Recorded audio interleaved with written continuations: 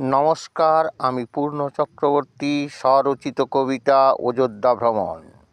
সর্বমোট ৩০ জন যাত্রী মিলে আমরা এলাম অযোধ্যা পাহাড় ঘুরে। রানীপুর হাই স্কুল থেকে অযোধ্যা পাহাড় আনুমানিক ১০০ কিলোমিটার দূরে। একসাথে বেড়াতে যাওয়ার অনুভূতি আলাদা, সেটা সত্যিকারের অন্যরকম স্বাদ। আমার প্রিয় বন্ধু দুলাল রায় ভ্রমণ থেকে পড়ে গেল বাদ। শিক্ষকরা আনন্দ উপভোগ করেছে সেটা নিজের মতো। শিক্ষিকারা মোবাইল নিয়ে ফটো তুলেছে ডিজাইন করে কত। অযোধ্যা পাহাড়ের উচ্চতম শৃঙ্গ চেমটো-বুরু ৭২০ মিটার উঁচু।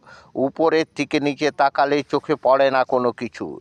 এই পাহাড়ের সর্বোচ্চ শৃঙ্গ, নাম হলো তার গোর্গা-বুরু। লোয়ার ড্যাম থেকে হায়ার ড্যামে আমাদের যাত্রা হয়েছিল শুরু। রামচন্দ্র বনবাসের সময় অযোধ্যায় সীতাকে সাথে নিয়ে আসেন ফিরে। রামায়ণের কত কথায় আছে লেখা রাম, লক্ষ্মণ ও সীতাকে ঘিরে। সীতা তৃষ্ণার্ত হয়ে রামচন্দ্রের কাছে পিপাসা নিবারণের জন্য জল চায়। রামচন্দ্র জলের জন্য তীর দিয়ে জল বের করেন, সেটা সীতাকুণ্ড নামে আখ্যা পায়। নমস্কার।